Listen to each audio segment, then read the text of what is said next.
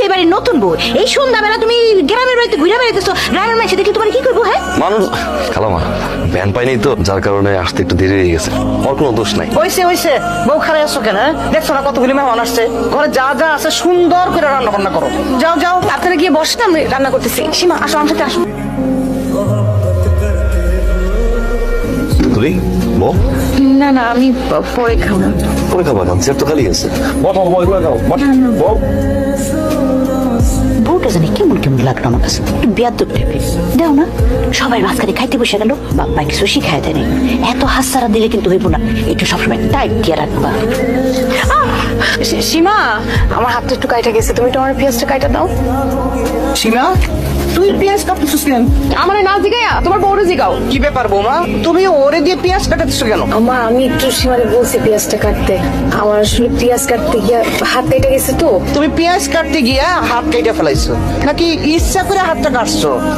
শোনো বৌমা, আমার এই মায়ের আমি কিন্তু রাজকন্যার মতো পালতেছি, ওরে দিয়ে আমি কোনো ঘরের কাজ কাম করাই না। এই বয়সে আমি সব কাজ কাম করি, আর তুমি আমার মায়ের দিয়ে সব কাম করাইতে চাইতেছো?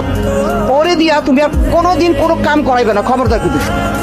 ঘরের এত কাজ করতে হয় কেন তোমার? ঘরটা কার? আমার কাজ কে করবো? আমার করতে হইব। মা কি রান্না করে যাইতে পারে? আর সীমা ছোট মানুষ, ও কাজ করার বয়স হচ্ছে নাকি? আর এই যে আপনি আমার এমন 19 থেকে 20 হইলে আপনি এমন করেন কেন? বউটা আছে আমার। আজকে আমার সামনে কি আনছেন? বউ, তুমি কি দুধে চিনি দিছো? মা 1 চামচ করে চিনি দিছি। কি শিখাইছে তোমার বাপ মা? তোমার মায় তো কইছিল, বিয়ের আগে কইছিল তোমার সব কিছু সুন্দরভাবে শিখাই দিছে। এখন তো দেখতেছি তোমার কিছুই শিখাই নাই। থাক আপা, খাওয়ান লাগবো না, নাও ধরো। আমরা চিনি দিয়ে দুধ খাই না। আমার হচ্ছে কি খালাম্মা, দুধের মধ্যে যদি চিনি না দিই তাহলে মুখের মধ্যে পাইসা লাগবো, এই জন্য 1 চামচ করে চিনি দিচ্ছি। আমরা তো খাঁটি করে দুধ খাই, আমার মুখে পাইসা লাগে না। তুমি বাড়ির দুধে মানে পাইসা লাগে। বাগনার তো একটা গতি হয়েছে না, এখন তো বাগনির একটা গতি করা লাগে, তাই না?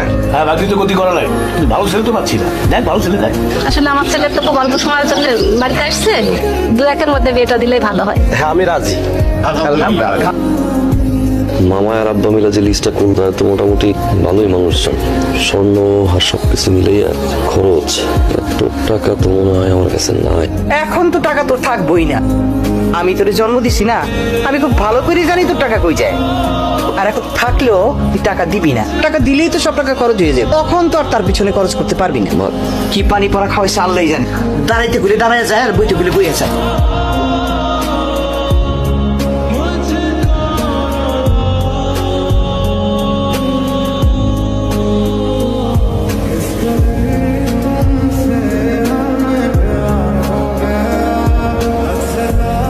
আপনার উপর দিয়ে অনেক দখল গেছে, তাই না?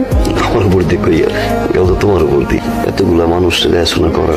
না আমার উপর দিয়ে কিছু যায়। আচ্ছা একটা কথা বলতো, ওর বিয়ার জন্য যে এতগুলো টাকা লোন করলে পরিশোধ করবেন কেমন?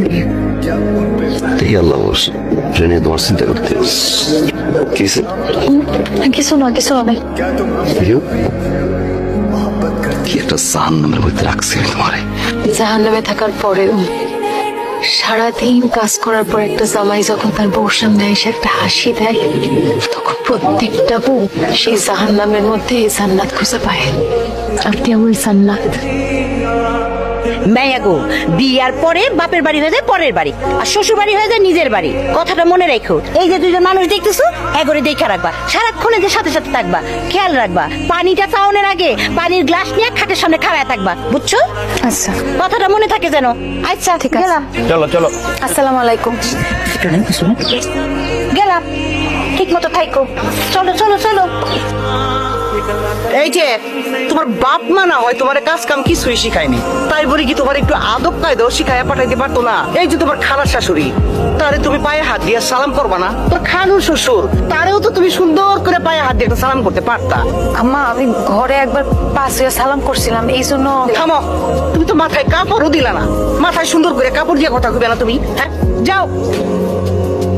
বাচ্চা মানুষ আদাব সালাম লেহাজ ঠিক আছে, হয়তো মাথায় আসিল না, আর তাছাড়াও তো ঘরের মধ্যে সালাম করছে, ওই করে মাইসে জায়গায় সালাম করতে এমন কোনো কথা আছে? তুমি চুপ করো, আমি বসে খাইবো আর ঘুমাইবো আর টোটো করে ঘুরবো। বউ, হ্যাঁ বল। এটা তুমি কি রাঁধছো? এটা তুমি ভাত রাঁধছো? ভাত এইভাবে রান্না করে? হ্যাঁ আমি কি অসুস্থ মানুষ যে এই যাও কামু? আমি তো সুস্থ মানুষ, আমি ভাত খামু ভাত, এই যাও তো আমি খামু না। সত্য করে পাও তো তুমি, তুমি চাও কি?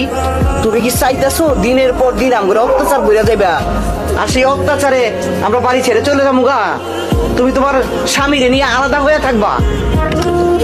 আম্মা আম্মা আম্মা বিশ্বাস করেন, আপনাদের কাছ থেকে দূরে থাকার আমার কোনো ইচ্ছা নাই। আজকে ভুলে ভাতটা নরম হয়ে গেছে মা। ভুল? ওই কিসের ভুল? কিসের ভুল ভাইয়া? তুই কি সারা জীবনে এই ভুল পেয়ে যাবি? আজকে এই ভুল, কালকে ওই ভুল। পেঁয়াজ কাটতে পারো না, তুমি ভাত যাও পেরে ফেলাও।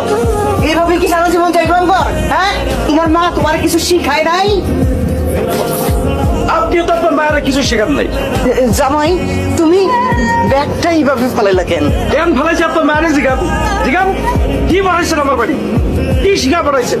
কিছুই তো শেখার নাই। আপনার মায়ের রূপে গুলো একদম সুন্দরী, সংসারের সব কাজ পারে, কাজের কেউ পারে না সে।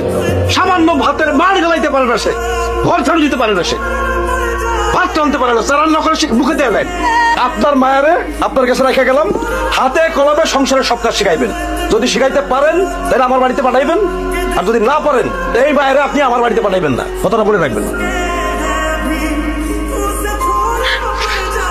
সব দোষ তোমার মা।